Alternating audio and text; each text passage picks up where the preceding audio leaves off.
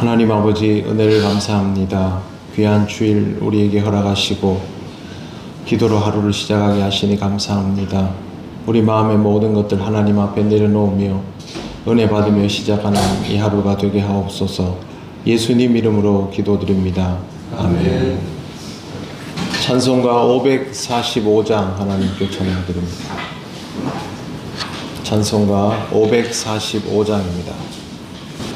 이 눈에 아무 증거 아니 되어도 믿음만을 가지고서 늘 걸으며 이 귀에 아무 소리 아니 들려도 하나님의 약속 위에 서리라.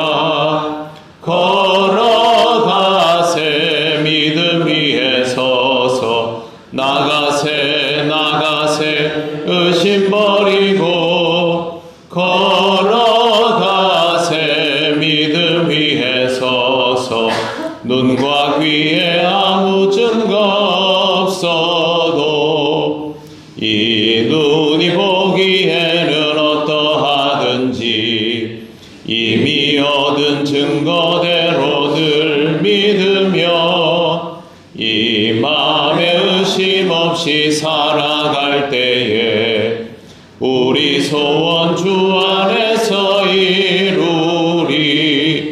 걸어가세 믿음 위에 서서 나가세 의심 버리고 걸어가세 믿음 위에 서서 눈과 귀에 아무 증거 없어도 주님의 거룩함을 두고 맹세한 주 하나님 아버지는 참 미쁘다. 그 귀한 모든 약속 믿는 자에게 능치 못할 무슨 일이 있을까. 걸어가세 믿음 위에 서서 나가세 의심 버리고 걸어가세 믿음 위에 서서 눈과 귀에 아무 증거 없어도. 아멘. 하나님 말씀 요한계시록 13장 5절에서 9절입니다. 신약성경 411쪽입니다. 계시록 13장 5절부터 9절까지 교독하시겠습니다. 또 짐승이 과장되고 신성모독을 말하는 입을 받고 또 42달 동안 일할 권세를 받으니라. 짐승이 입을 벌려 하나님을 향하여 명령하되 그의 이름과 그의 장막 곧 하늘에 사는 자들을 위임하노라. 또 권세를 받아 성도들과 싸워 이기게 되고 각 족속과 백성과 방언과 나라를 다스리는 권세를 받으니 죽임을 당한 어린 양의 생명책에 장세의 이름으로 이름이 기록되지 못하고 이 땅에 사는 자들은 다 그 짐승에게 경배하리라. 같이 읽겠습니다. 누구든지 귀가 있거든 들을지어다. 아멘. 용, 즉 사탄으로부터 권세를 받은 짐승은 심판에서 살아남은 자들에게 경배의 대상이 되었습니다. 심판은 아직 진행 중이고 끝나려면 멀었습니다. 짐승은 경배의 대상이 되었을 뿐만 아니라 권세를 보장받았습니다. 5절 보시면 또 짐승이 과장되고 신성모독을 말하는 입을 받고 또 42달 동안 일할 권세를 받으니라 라고 되어 있습니다. 모든 것의 주권이 하나님께 있음에도 불구하고 용은 자기 멋대로 권세를 부여합니다. 죄의 영역에 대해서는 스스로 권세가 있고 영향력을 행사할 수 있다라고 받아들인 것이고 하나님은 이 과정을 그냥 묵과하십니다. 과장되고 신성모독을 말하는 이 표현은 과거에는 큰 말과 참남한 말로 번역되었었습니다. 감히 하나님 앞에 입에 올릴 수 없는 말을 할 수 있는 입을 가졌다는 것과 그것을 사용할 권세를 42달 동안 받은 것입니다. 하나님에 대하여 과장된 신성모독을 일삼는 사람들을 볼 때가 있습니다. 자칭 하나님이라고 하고 자기들 멋대로 아버지 하나님, 어머니 하나님, 성경에는 존재하지도 않는 표현들을 사용하며 하나님의 계시를 비웃듯 하는 이단 사이비 교주들이 대표적인 인물들입니다. 우리는 이런 사람들을 볼 때마다 하나님께서 왜 저런 이들을 그냥 내버려 두실까라는 생각을 합니다. 그러나 하나님은 용의 마지막 발악을 내버려 두시고 정리는 하나님이 하시며 또 이렇게 용의 괴계에 미혹당하는 이들을 가려내셔서 심판하실 것이기 때문에 그대로 두시는 것입니다. 짐승은 물 만난 고기 마냥 마음껏 하나님을 비방합니다. 6절을 보시면 짐승이 입을 벌려 하나님을 향하여 비방하되 그의 이름과 그의 장막 곧 하늘에 사는 자들을 비방하더라. 짐승의 목적은 하나님을 비방하는 것과 하나님 나라에 사는 성도들을 비방하는 것입니다. 사실 짐승뿐 아니라 짐승에게 권세를 주었던 용조차도 이 영역에는 전혀 힘이 미치지 못합니다. 하늘의 전쟁에서 이미 패배하지 않았습니까? 그리고 땅에 쫓겨나 버린 용이 그보다 낮은 바다에서 올라온 짐승에게 부여한 제한적인 권한입니다.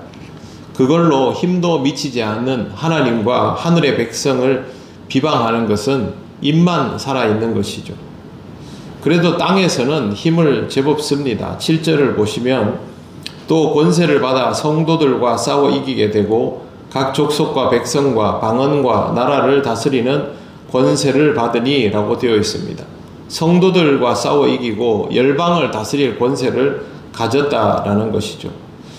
용과 짐승이 이렇게 하는 이유는 어떻게든 하나님과 비슷한 형태를 갖추고 싶기 때문입니다.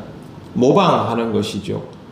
창조주 하나님의 권세를 인지하고 욕심내어 따라하는 것인데 인간이 이런 것에 본성적으로 맞아 있습니다. 사단의 유혹을 이기지 못하고 선악과를 먹은 것도 결국에는 하나님의 권세를 인지하고 욕심내어 따라하려 했던 것이죠. 모방으로 인하여 결국에는 범죄하게 되는 것인데 이 모방이 세상에서는 먹힙니다. 8절 보시면 죽임을 당한 어린 양의 생명책에 창세 이후로 이름이 기록되지 못하고 이 땅에 사는 자들은 다 짐승에게 경배하리라. 이런 짐승을 경배하는 사람들이 있습니다. 여기 나오는 짐승은 이를테면 세상 사람들에게는 하나님처럼 보이는 가짜인 것이죠. 신격화된 존재이지만 결코 하나님일 수는 없는 존재가 세상 사람들에게는 경배의 대상이 된다는 것입니다. 이 짐승이 누구일까가 궁금하지만 사실 이거는 그렇게 중요하지 않습니다. 어차피 우리는 아니니까요. 정말로 중요한 것은 이런 짐승을 숭배하는 사람들이 누구일까 하는 것입니다. 본문에는요, 이렇게 되어 있습니다. 어린 양의 생명책에 창세 이후로 이름이 기록되지 못하고 이 땅에 사는 자들. 살아있기는 하지만 생명책에 이름이 기록되지 않은 자들이 이를 경배한다라는 것이죠. 누가 그런 사람일까? 지금도 짐승을 경배하고 있으면 이 범주에 포함되어 있는 사람이 될 수밖에 없는 것입니다. 이 세상에서 권력을 가지고 있는 아니면 지대한 영향력을 미치고 있는 어떤 대상이나 어떤 사상이나 어떤 기조를 따르면 그걸 옳다 여기고 거기에 자기를 맡기면 그 사람은 생명책에 기록될 수 있는 가능성들을 계속 버리는 것 아닙니까? 그러면 결과적으로 그 사람은 이 책에 기록되어 있는 사람의 범주에 들어갈 수밖에 없게 되는 것이죠. 스스로를 입증하는 것입니다. 아, 나는 생명책에 기록되지 못할 사람이구나. 세상의 방식을 따르면 결국에는 이렇게 될 수밖에 없죠. 사실 알고 보면 신앙생활은 굉장히 간단한 것 아닙니까? 하나님께서 우리에게 원하시는 하나님이 만들어 놓으신 인간의 삶을 온전히 영위하고 사느냐, 그거 못하느냐, 그 둘 중에 하나밖에 없지요. 결국 여기서 생명책에 기록되지 못하는 자는 하나님의 뜻대로 살아가지 않는 자입니다. 그 사람들은 자연스럽게 세상에 있는 무언가를 마치 하나님처럼 영향력을 행사하는 그것을 신봉하고 경배하게 되어 있습니다. 그러지 않으려면 우리는 오로지 하나님께 경배해야 하고, 어떻게 해야 하나님께 경배하는 것인지도 분명히 알고 있어야 합니다. 하나님을 어떻게 해야 기쁘시게 할 수 있는지를 모르면 엉뚱한 짓을 하게 됩니다. 그리고 자기 열심에 빠져들게 되죠. 그건 하나님을 경배하는 것이 아닙니다. 하나님을 경배하는 것은 하나님을 알고 하나님이 원하시고 기뻐하시는 일에 우리 자신을 맞추어 가는 것이 하나님을 경배하는 방법입니다.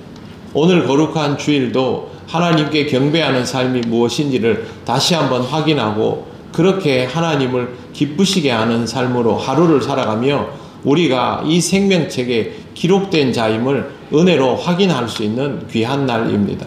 신앙을 가지고 이 하루를 살아가시고 그 신앙을 통하여 하나님의 은혜를 누리시는 여러분이 되시기를 바랍니다. 기도드리겠습니다. 하나님 감사합니다. 우리에게 이 말씀을 주시는 이유는 우리를 벌하려 하심이 아니요, 우리를 은혜 가운데 머물게 하고 우리를 지키실 목적을 가지고 이 말씀을 주신 줄 압니다. 은혜로 받게 하시고 은혜를 따라 이 하루를 살게 하시며 하나님을 믿는 자로 생명책에 이름이 기록되어도 합당한 자로 살아지게 하여 주시옵소서.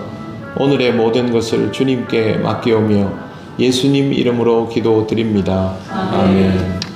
하늘에 계신 우리 아버지의 이름을 거룩하게 하시며 아버지의 나라가 오게 하시며 아버지의 뜻이 하늘에서와 같이 땅에서도 이루어지게 하소서. 오늘 우리에게 일용할 양식을 주시고 우리가 우리에게 잘못한 사람을 용서하여 준 것 같이 우리 죄를 용서하여 주시고 우리를 시험에 빠지지 않게 하시고 악에서 구하소서. 나라와 권능과 영광이 영원히 아버지의 것입니다. 아멘.